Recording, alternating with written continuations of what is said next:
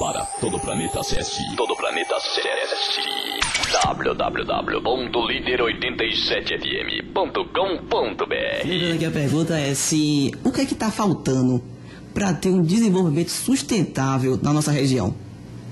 Muito bem, tá aí o pessoal da mesa aí, quem que vai responder essa pergunta aí?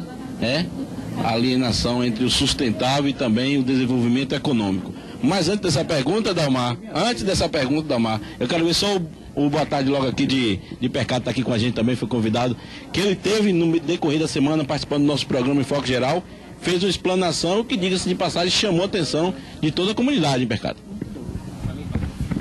Boa tarde aos senhores ouvintes, boa tarde às demais pessoas que estão aqui presentes, fazendo junto isso que vai acontecer, um grande projeto em Laje, acredito, e no demais municípios, que é o Vale do Jiquiriçá. Estamos presentes aqui com um grande pioneiro, que é o Banco do Brasil, representante da pessoa de Fiale, a CEPLAC, que é uma grande pioneira também disso aí, o nosso amigo e colega, de governo aí, que é o nosso candidato, é o nosso vereador Helenildo, Renato, um representante, secretário de Agricultura do município, um grande pioneiro aqui também do meio ambiente, professor Gildo, sou um grande admirador, sempre converso com ele.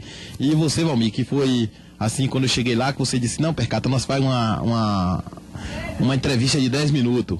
E esses 10 minutos que se prolongou por 1h e 40 minutos, que despertou a população de Laje.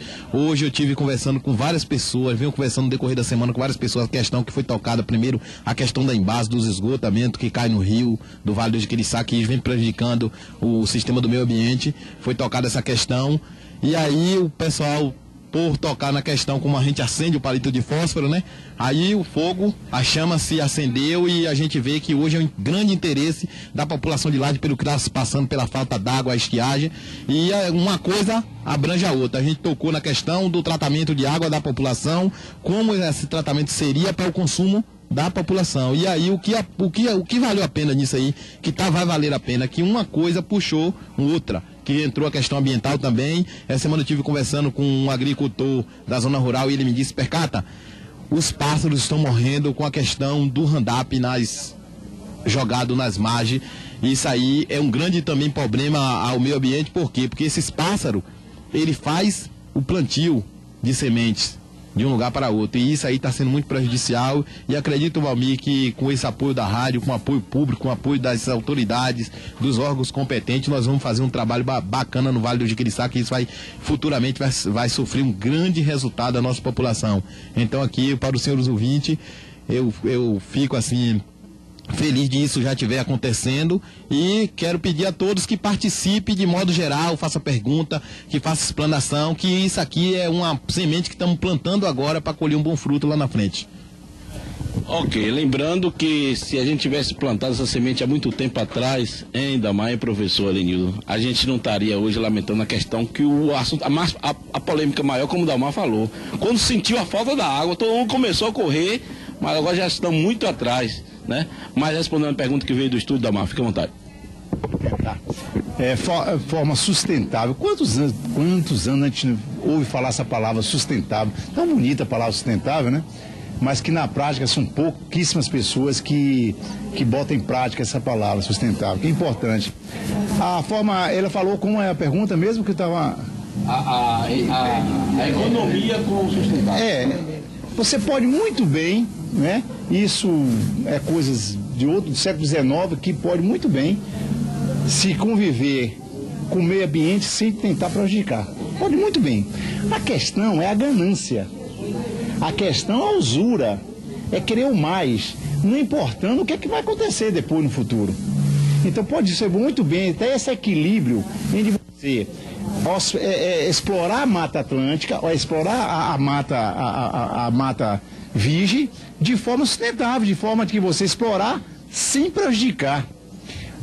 Nós vou antecipar aqui, a CEPLAC, juntamente com o colega Reginaldo Paim, que ele está imbuído nesse trabalho, a gente vai fazer um congresso aqui do meio ambiente a partir de agosto, setembro, vai depender daí de outras situações.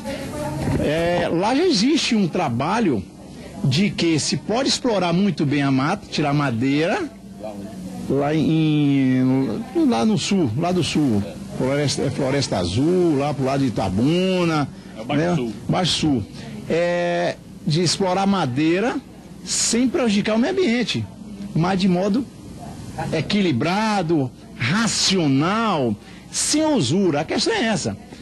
Nós temos aqui o pequeno produtor, ele tem uma consciência maior do que o grande produtor.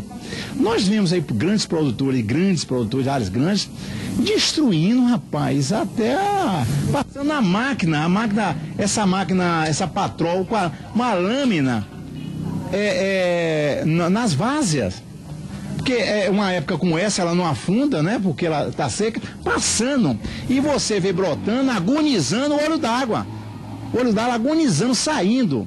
Então, essa de forma sustentável, econômica, existe, só depende, que eu falo e repito, conscientização. A questão do Roundup, a questão do agrotóxico em si, existe também a falta de informação do produtor ou por falta de interesse do produtor.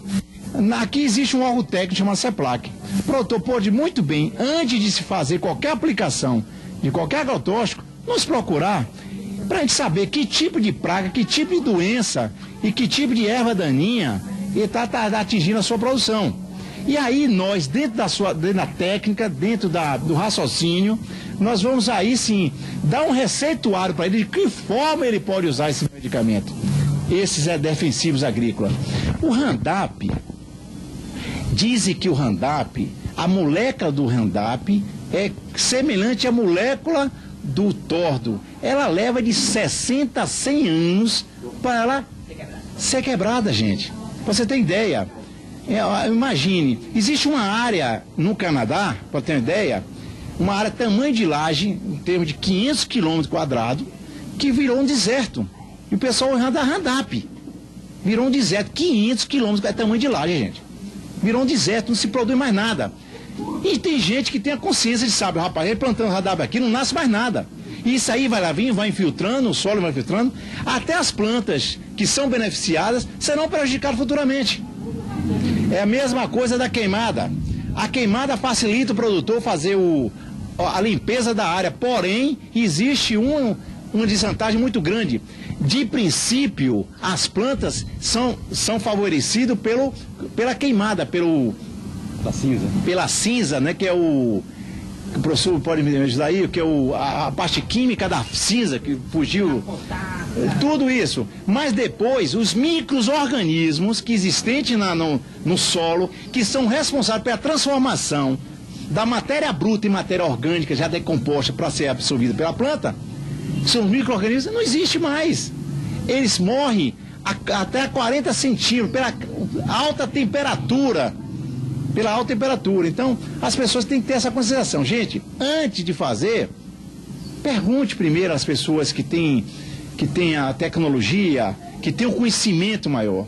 Nós não queremos te dizer que o produtor ele tem um conhecimento natural adquirido pelo tempo, mas existe uma forma mais sustentável de produzir alimento, de não agressão à natureza. Eu vou fazer uma pergunta aqui, eu vou deixar o microfone aqui para o nosso amigo gerente do Banco do Brasil, Fialho, que pediu a palavra aqui, mas vou fazer uma pergunta aqui em atacado e vai passar para todos responderem aí. O vereador Helenildo, o vereador também na gestão passada, saber do vereador, a comissão na Câmara de Vereadores do Meio Ambiente na gestão passada. Fica a sua responsabilidade se quiser citar o nome ou não, mas se fez ao longo da gestão alguma coisa em relação ao meio ambiente. Jogar a pergunta aqui para o novo secretário municipal de Agricultura, o nosso amigo Renato do sindicato, já tem escolhido já o coordenador do meio ambiente para essa gestão e também para o gerente do Banco do Brasil, Fialho, de que maneira que o gerente do Banco do Brasil também está ajudando os agricultores, o pessoal de um modo geral, no sentido de financiamento para algo que venha favorecer o meio ambiente. Vou colocar logo aqui para o Banco do Brasil. Respondendo ainda, intervindo na pergunta anterior, né, sobre valor econômico e sustentabilidade. No município, já citei 2 casos anteriores que eu gostaria de destacar com mais ênfase agora como se dá essa visão do econômico e o sustentável. Eu falei sobre a pastagem que nós temos aqui do lado da cidade, basta olhar para todos os lados do município que a gente vê onde se diz que é pastagem, na verdade, no meu conhecimento de pecuário, isso é degradação. Tá? Pastagem é uma coisa muito bem diferente do que isso. Quando a gente vai para a área da mandioca, que também no seu valor econômico de exploração da agricultura, nós temos a contaminação das nascentes com o lançamento da manipoeira sem tratamento.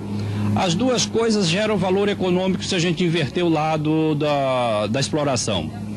Essas terras que estão degradadas com pastagem, se forem feito correção de solo com calcário, se for feito curva de nível porque o declive é elevado, com a chuva, todo esse material orgânico que estão nas pastagens desce para o leito dos rios, para as valas. Então ele faz o assoreamento, eleva o nível do fundo, né, a calha do rio, faz com que essa água espalhe. Vai haver um aumento da superfície do lençol freático, do nível da água. A evaporação aumenta. Se nós, então, economicamente, cuidar dessa pastagem, onde hoje, no município de Laje, o secretário de Agricultura talvez ainda não tenha esse dado para precisar nem a CEPLAC, mas nós não criamos 5 cabeças ano por hectare. Nós não, o histórico da pecuária é de 0,64 animais por hectare, ou seja, nós temos 2 hectares para manter um boi durante um ano. E existem técnicas que se possa criar 5 cabeças ano. Nós fizemos parceria com a CEPLAC e com a Embrapa, o ano passado, um dia de campo aqui no auditório da Câmara Municipal. Um seminário. E, para nossa tristeza, após o meio-dia, quando saíram os ônibus que trouxeram estudantes do Colégio Técnico de Mutuípe e de Santa Inês, restaram 6 pecuaristas do município de Laje. Ou seja, não deram importância para um tema tão importante como foi o seminário sobre pecuária sustentável. Foi apresentada uma palestra com dados técnicos, com técnicos especializados, com conhecimento de causa. E trata-se de uma tecnologia da Embrapa, autorizada para trabalhar com a Fundação Banco do Brasil, onde o banco apoia, financia. Tentei implantar um projeto, um laboratório de custo zero para os pecuaristas, bancado pela Fundação Banco do Brasil, onde nós implantaríamos a tecnologia chamada de balde cheio. Eles demonstraram, e nos municípios onde está instalado esses projetos, comprova que é possível manter 6 animais ano por hectare. Mas não alarga como está. Então, em pastagens sistematizadas, piquetes com rodízio, com manejo adequado, com correção do solo, e não com o pasto desse jeito.